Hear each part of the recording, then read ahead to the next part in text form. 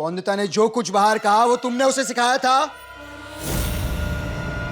अनिरुद्ध ने तुलसीपुर की औरतों के लिए एक भाषण लिखा है और जानते हो उसने किसे चुना है वो भाषण देने के लिए? बोंदिता को चुना है उसने। क्यों नहीं समझता वो कि मेरे लिए बोंदिता को वो भाषण सिखाना यानी मेरे जख्म पर नमक छिड़कने से कम नहीं। आपको ये करने की जरूरत नहीं है, आपके बदले मैं भाषण सिखाऊंगा उसे। हाँ, पर मैं नहीं जानता था पूरे तुलसीपुर में आपका मजाक बन जाएगा। मैं तो चाहता था बोंदिता का मजाक बन जाए। सॉरी दादा। क्या है बोंदिता? मत मारिए सोमनाथ दादा को। क्यों? अपने से छोटों पर हाथ उठाना अच्छी बात होती है क्या? आप क्यों मजाक बनवाना चाहते थे मेरा सोमनाथ दादा? पसंद नहीं करते क्या आप मुझे? गुस्सा है क्या आप मुझसे? पर एक बात बोलूं मैं आपसे, मुझे तो बहुत अच्छे लगते हैं आप।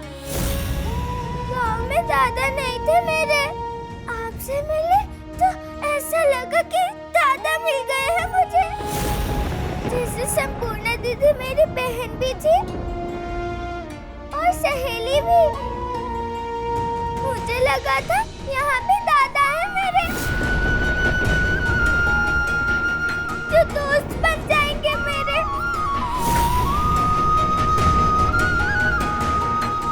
सोम,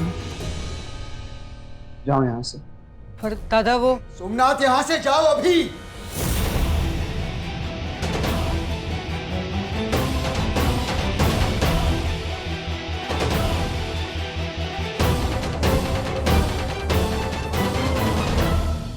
माफ कर दीजिए मुझे पति बाबू, मेरी वजह से आपका सर झुक गया सबके सामने।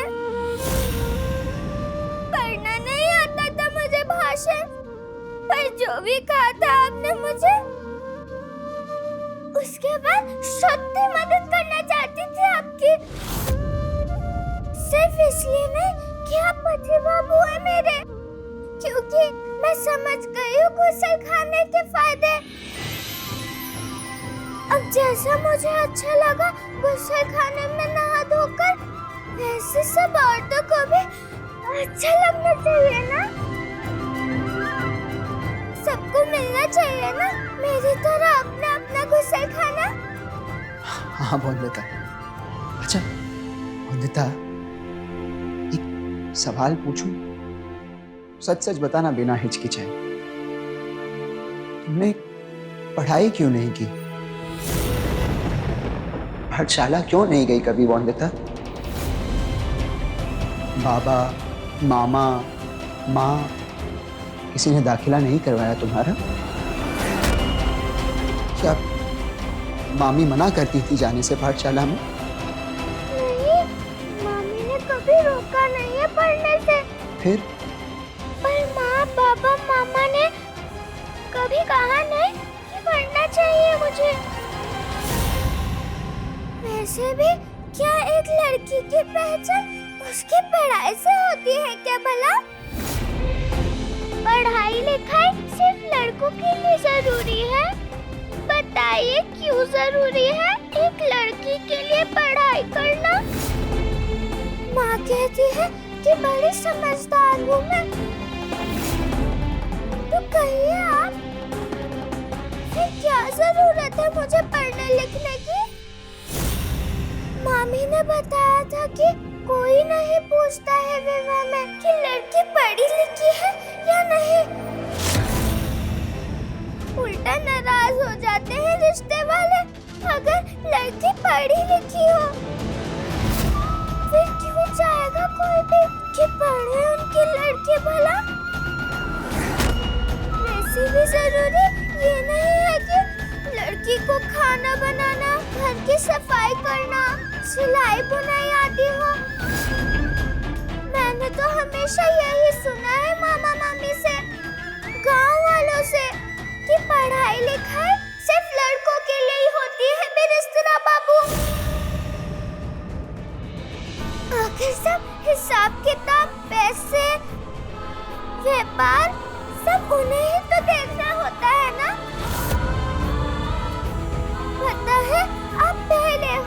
उसने पूछा है मुझसे कि पढ़ना लिखना क्यों नहीं जानती हूँ मैं, अनपढ़ क्यों हूँ मैं। सही कहती थी माँ, सबसे अलग है। वरना मामा मामी पूरे गांव वाले बस यही कहते थे, बोंदिता खाना बनाना सीख ले, बोंदिता कपड़ा धोना सीख ले, बोंदिता कपड़े सिलना सीख ले, कुएं से पानी भरना सीख ले। यही काम आता है ससुराल में लड़की जात को। और तो और सिर्फ एक ही पाठशाला थी हमारे गांव में, और वो भी सिर्फ लड़कों के लिए। और नहीं क्या, एक भी लड़की विद्यालय नहीं गई है हमारे गांव से। तो बताओ कि कैसे जाती मैं विद्यालय?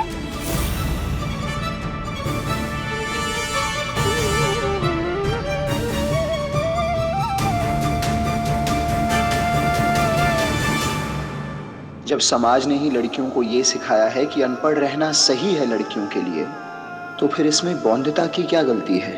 गलती मेरी है। मैं ही ज्यादा उम्मीद लगा बैठा बौंदिता से।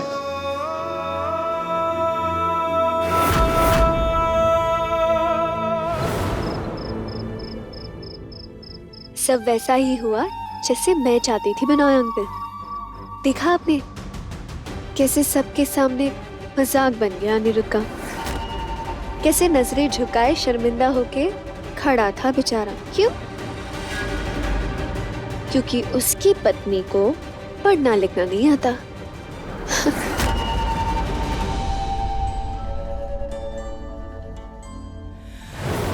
इसे पढ़ो।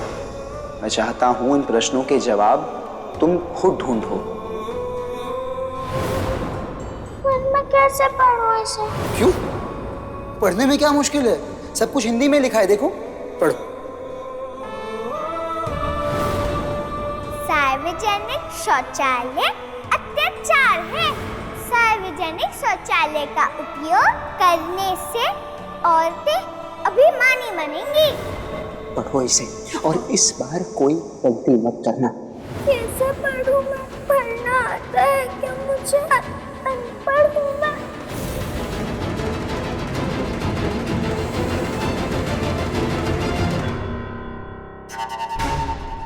क्या चाहती हो? खुश हूं इस बात पर या उत्साह बनाओ? सौदामिनी, देख नहीं रही हो तुम कि हमारे हाथों से निकलता जा रहा है अनिरुद्ध? क्या चाहती हो तुम कि हमेशा हमेशा के लिए अनिरुद्ध को खो दो? तो ऐसा क्यों कह रहे हैं आप? वजह पूछ रही हो तुम मुझसे? वजह तुम्हारे सामने है सौदामिनी। इतनी बेइज्जती, इतनी बदनामी हुई अनिरुद्ध की, लेकिन क्या हुआ? कुछ भी नहीं। वो लड़की आज भी यहीं की यहीं है इस हवेली में। क्या बाहर फेंक निकाला अनिरुद्ध ने उसे? नहीं, या उसने तुम्हें बुलाया हो और कहा हो कि सौदामिनी मैं तुम्हारे बगैर नहीं रह सकता? नहीं हुआ ना ऐसा कुछ? देख नहीं रही हो तुम? उसके दिलो दिमाग में सिर्फ और सिर्फ वो बौंदिता ही है।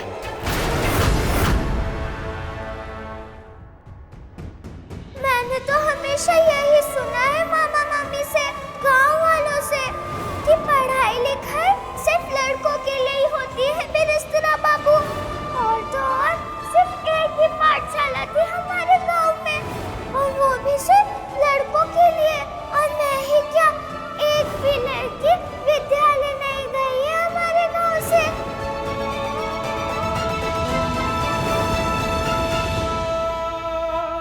तुम ही हो ना उसके बचपन का प्यार? तुम ही हो ना जो इस हवेली में हमेशा उसकी आंखों के सामने रहती थी?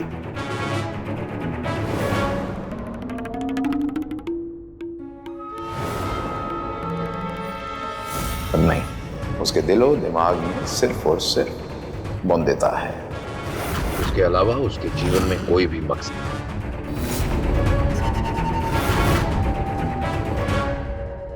बौंदिता मेरी जगह कभी नहीं ले सकती। मेरा उसका कोई मुकाबला भी है क्या? वो सिर्फ एक गलती है अनिरुद्ध की।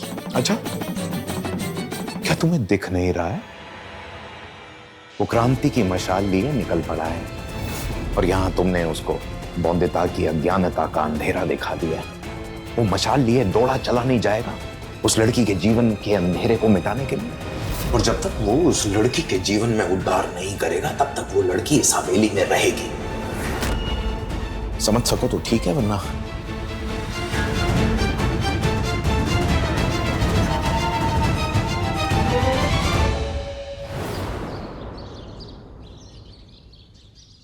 पता नहीं कौन सा नया क्रांति का झंडा उठाएगा अनिरुद्ध। आसानी से मानने वाला तो है नहीं वो।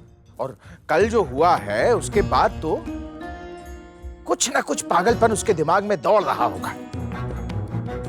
अरे सो गए क्या? कुछ हामी तो भरो। आपने कभी कुछ गलत कहा है बड़े मालिक? अनिरुद्ध को तो यही लगता है ना कि मैं गलत ही कहता हूं हमेशा। इसीलिए बहू को लेके उसके फितूरी दिमाग में कोई तांडव आए उससे पहले मुझे शंख बजा देना चाहिए। शंख तांडव? महाशिवरात्रि आने वाली है क्या बड़े मालिक? अरे महाशिवरात्रि नहीं, महा मुसीबत आने वाली है। अगर अनिरुद्ध के कुछ नया कारनामा कर देने से पहले ही मैंने बहू को किसी काम में ना उलझा दिया तो। कौन सा काम बड़े मालिक? अरे खेत जुतवाएंगे क्या उससे? घर का ही काम करवाएंगे ना? सही कहे बड़े मालिक।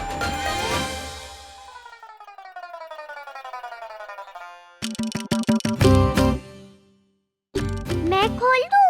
कहीं तुम्हें दिया खोलने तो तुम ना खा जाओ इसके अंदर सारे रखे बिस्किट। बिस्कुट?